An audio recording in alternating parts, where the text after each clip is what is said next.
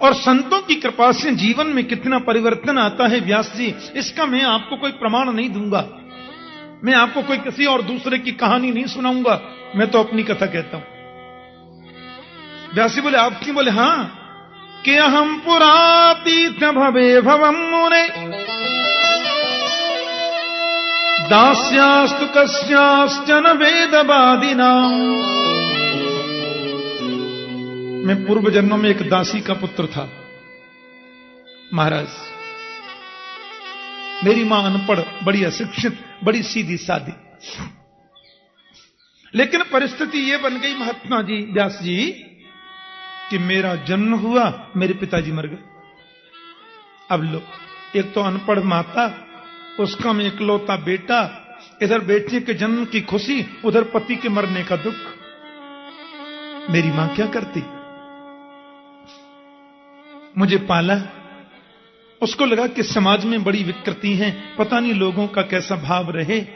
मैं जब 6-7 महीने का हुआ होऊंगा, थोड़ा बड़ा हो रहा था, मुझे गोद में लेकर मेरी मां ऋषियों की चरण में चली गई।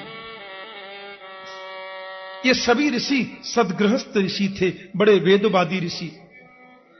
दस्यासु कश्याश्चन वेदवादी नाम। उन वेदवादी ऋषियों के आश्रम पर मेरी मां मुझे गोद में लेकर के गई। ऋषियों ने पूछा, कहो बेटा।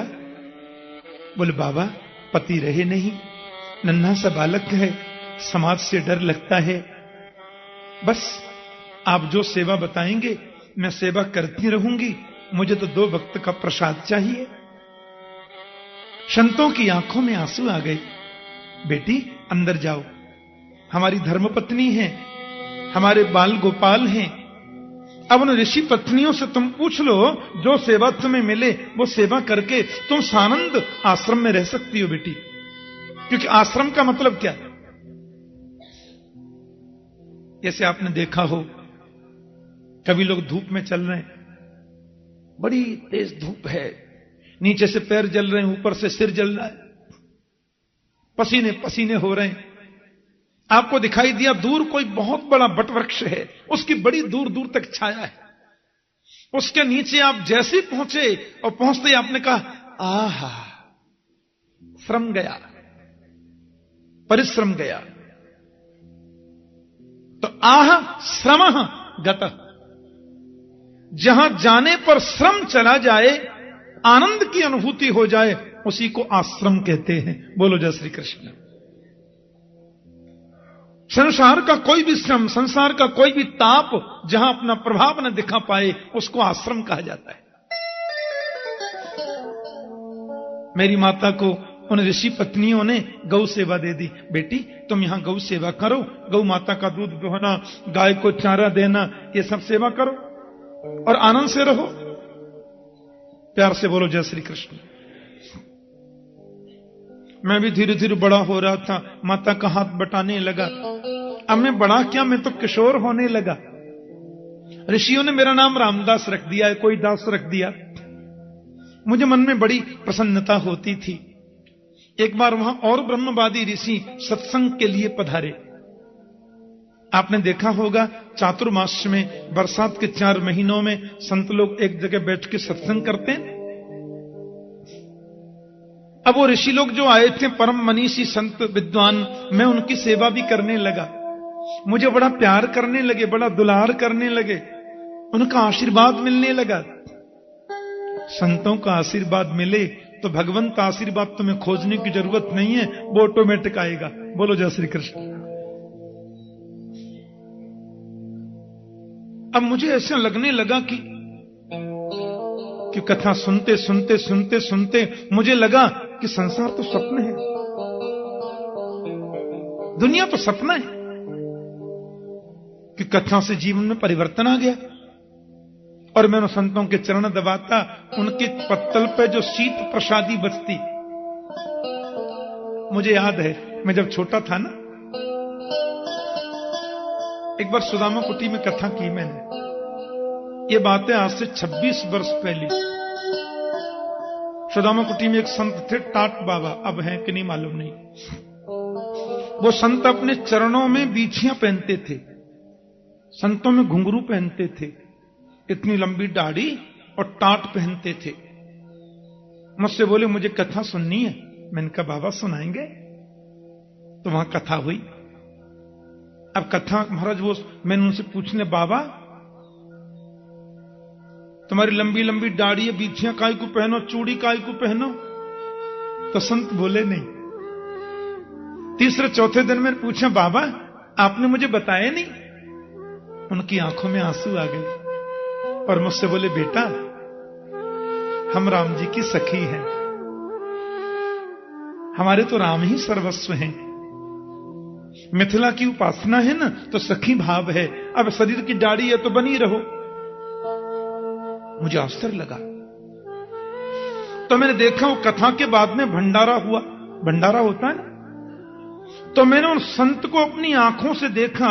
जब कथा पूरी हो गई और हजारों संत भंडारा पाने लगे, तो जब संत भंडारा पा चुके तो मैंने देखा वो संत सब संतों की पत्तल से एक एक पकौड़ी, एक एक कोई चीज उठा के दोना में ले रहे थे और उसको खा रहे थे। मैंने कहा बाबा ये? बोले शीत प्रसादी है, संत भगवान की प्रसादी। आज मैं यही पाऊंगा। कथा सुनी है ना, तो मेरा मन है आज शीत प्रसादी लूं। मैं तो देखता रह गया। नारद जी कहते हैं कि वो संत भोजन जब कर लेते तो मैं उनके पत्तल का उच्छिष्ट प्रसाद पाता, उससे मेरी बुद्धि बदल गई, ऐसा नारद जी कह रहे हैं। और मुझे लगा कि अब कथा तो 10 दिन की बाकी रह गई। मैं चरणों में गिर के बोला, बाबा आप मुझे अपने साथ में ले चलिए, जंगल में मुझे छोड़ देना और कहीं ऐसे डाल देना, मैं तो भजन करूंगा। न जाने कैसे मेरी मां को पता चल गया, बाबा ले जाएंगे मेरे बेटे को। हाँ, मां रोकर बोली, बाबा मेरे पुत्र को ले मत जाना, मेरे बुढ़ापे की लाकड़ी यही है, मेरा जीवन में इसी के सहारे जी लूंगी। अब संत बड़ी दुविधा में पड़ गए बेचारे। बेटा कहते हैं मुझे छोड़ नहीं जाना, मां कहती है इसको ले नहीं जाना।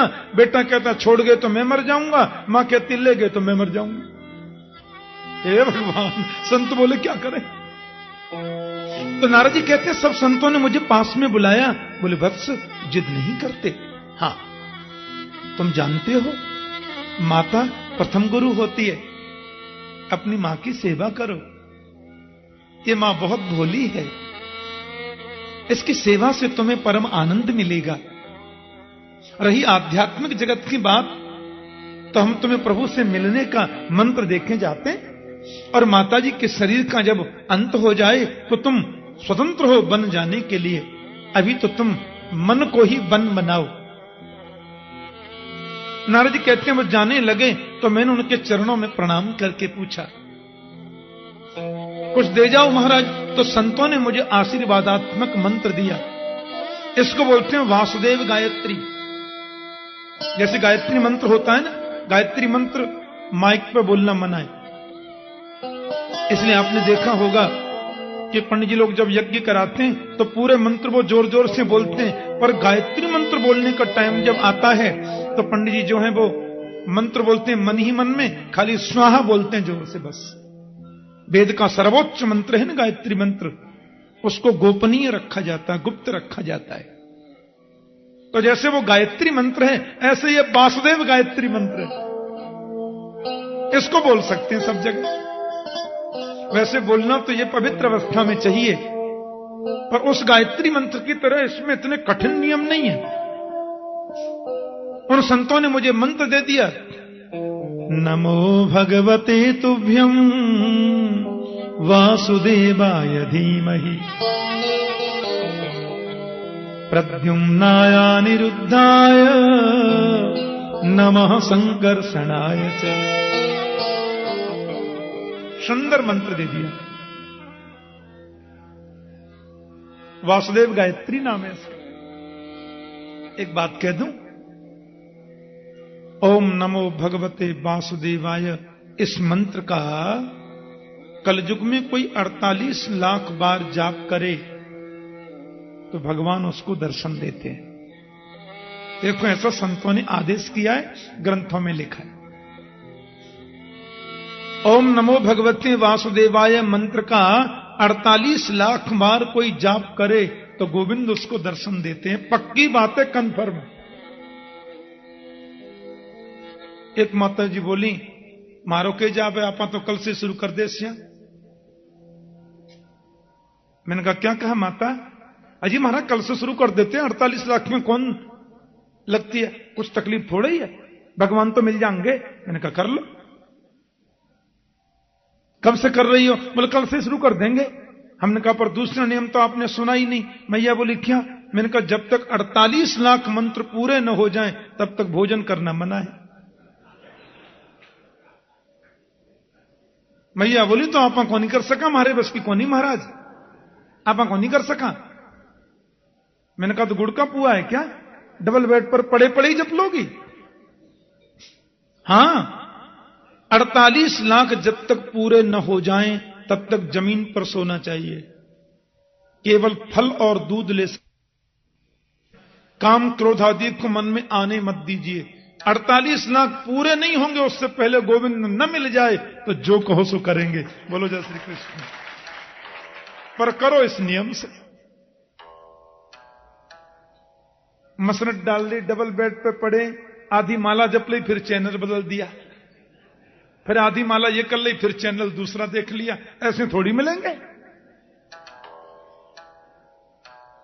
नारद जी कहते हैं संत मुझे मंत्र दे गए, मेरा बहुत बड़ा भाग्य था। और जब ये संत लोग जाने लगे मैं बहुत रोया, पर इस मंत्र ने मुझे बड़ी शक्ति दी। जपा सिद्धिर जपा सिद्धि, जपात सिद्धिर न संशय। मंत्र का जितना जाप करोगे ना, मंत्र तुम्हें अंदर की ताकत देगा।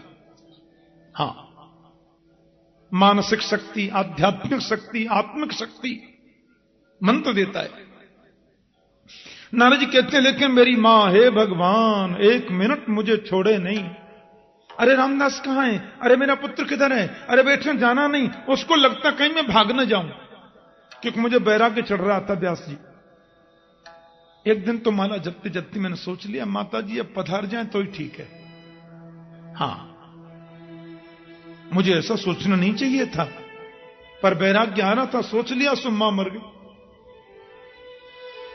एकदा निर्गताम गेहम दुहंती निष्गम पथि, सर्वोपदस्पदा स्पृष्ट कृपणाम कालनोदित।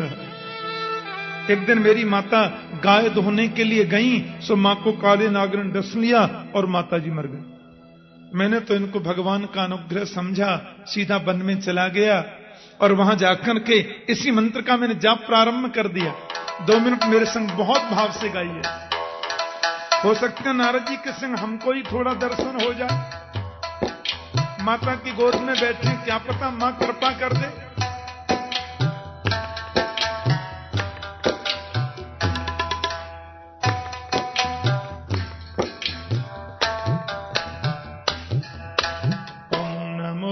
भगवते वासुदेवाय, ओम नमो भगवते वासुदेवाय, ओम नमो भगवते वासुदेवाय, ओम नमो भगवते वासुदेवाय, जय जय ओम नमो भगवते वासुदेवाय, ओम नमो भगवते वासुदेवाय, वासुदेवाय, वासुदेवाय, वासुदेवाय,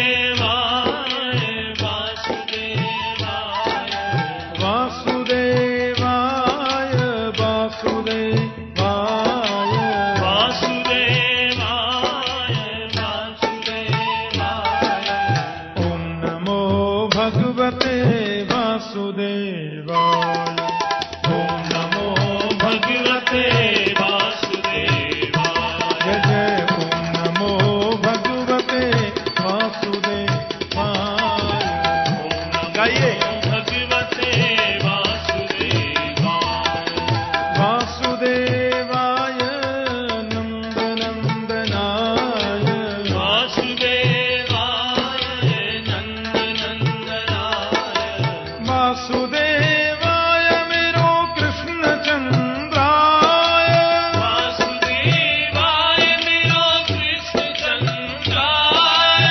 कृष्णचंद्राय प्रभु रामचंद्राय, कृष्णचंद्राय प्रभु रामचंद्राय, रामचंद्राय प्रभु तिरुमलेश्वराय, रामचंद्राय प्रभु तिरुमलेश्वराय, रामचंद्राय गोपीनंदनंदनाय, रामचंद्राय गोपीनंदनवल्लभाय, रामचंद्राय प्रभु राधावल्लभाय, रामचंद्राय प्रभु राधावल्लभाय, रामचंद्राय गोपीजन वल्लभाय, रामचंद्राय गोपीजनवल्लभाय। ओम नमो भगवते वासुदेवाय, ओम नमो भगवते वासुदेवाय, बोलो ओम नमो भगवते वासुदेवाय, ओम नमो भगवते वासुदेवाय, बोलो ओम नमो भगवते वासुदेवाय, ओम नमो भगवते वासुदेवाय, वासुदेव वासुदेव वासुदेव वासुदेव वासुदेव वासुदेव वासुदेवाय, वासुदेव मेरे हृदय में तो भगवान प्रकट हो गए, अंतर्धान भी हो गए, मैं रोया। भगवान बोले सक्रिय दर्शितम रूपम एतत् कामाय ते नघ मत काम शनकैर साधो सर्वान मुंचति श्रेयान। अगली बार मिलूंगा, अभी तुम्हारे संस्कार शेष हैं। कहते हैं सारी सृष्टि जब प्रलयंकारी समुद्र में लीन हो गई, मैं भी चला गया। देखो संत कृपा, सत्संग की कृपा, उस मंत्र जाप की कृपा, वही दासी का पुत्र बच्चा रामदास ब्रह्मर्षि ब्रह्मपुत्र देवर्षि नारद बन के आ गया। और मेरे हाथ में जो वीणा है वो भी तो प्रभु ने ही दी है। देवदत्त इमाम वीणाम स्वर ब्रह्म विभूषिताम। बताओ, संत कृपा से जब दासी पुत्र नारद बन सकता है तो आप भागवत क्यों नहीं लिख सकते? व्यास जी की समझ में आई। नारद ने 3 अंगुली हृदय से लगाई, संपूर्ण ज्ञान व्यास के हृदय में उमेल दिया और व्यास ने फिर भागवत की रचना कर दी समाधि लगा के, क्योंकि समाधि भाषा व्यासस्य, व्यास की समाधि भाषा है भागवत। फिर उन्होंने ही श्रीमद् भागवत सुखदेव जी को सुनाई। भगवान सुखदेव ने वो कथा राजर्षि परीक्षित को सुनाई, 7 ही दिन में मोक्ष मिल गया। बोले महाराज थोड़ा विस्तार से बताओ ना जी। बोले अब ये तो मैं 3 बजे से बताऊंगा। बोलो जय श्री कृष्ण। आप लोग ठीक 2:45 बजे आना। बोलिए श्री बाल कृष्ण लाल की जय, श्रीमद् भागवत महापुराण पुराण की जय, श्री श्री कात्यायनी माता की जय, सद्गुरु देव भगवान की जय, राजा रामचंद्र महाराज राज की जय जय श्री राधे,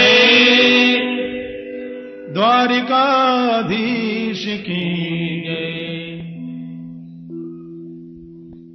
परम मंगलमय परात्पर अखिलेश्वर अकारण करुणा वरुणालय भक्त वांछा कल्पतरु तड़िद्युत विनिंदक पीताम्बरधारी श्री बालकृष्ण लाल की वांग्मयी प्रतिमूर्ति श्रीमद् भागवत महापुराण।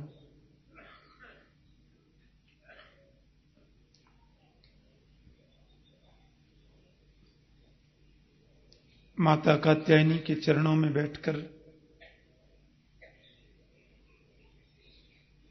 संतों की पवित्र सन्निधि में परम संत स्वामी श्री विद्यानंद जी महाराज के विशेष सानिध्य में आप सब भगवत चरणानुरागी भक्त वृंदों के मध्य श्रीमद् भागवत ज्ञान यज्ञ सप्ताह कथा में प्रातःकालीन सत्र में हम लोग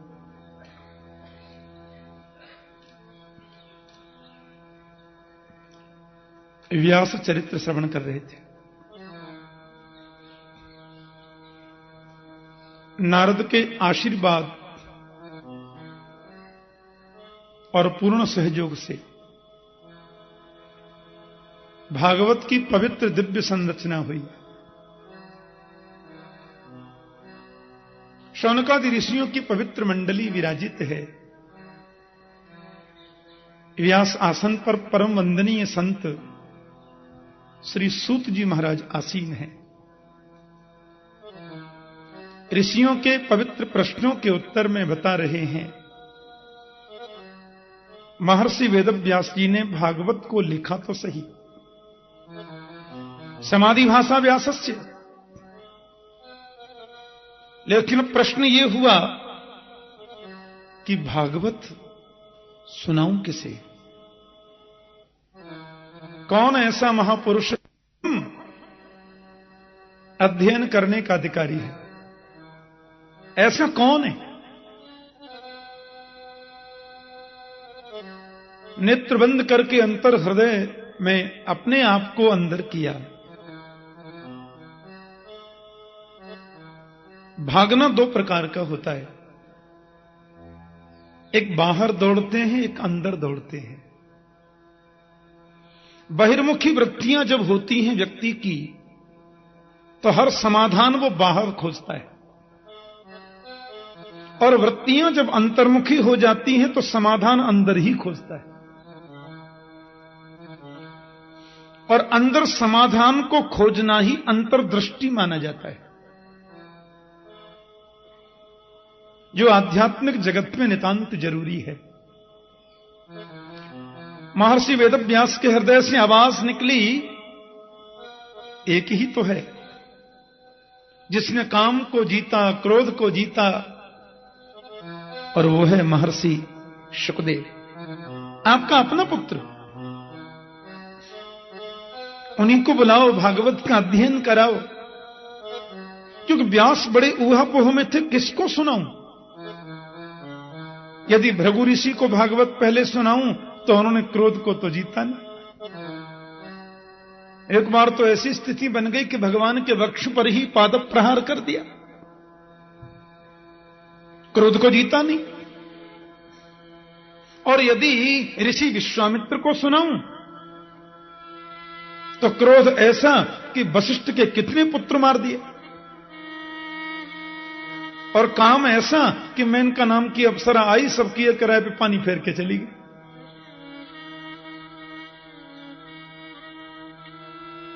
और सुखदेव को यदि बुलाया जाए, ठीक है, उसने काम क्रोध को जीता है, पर वो तो निर्गुण ब्रह्म की समाधि में,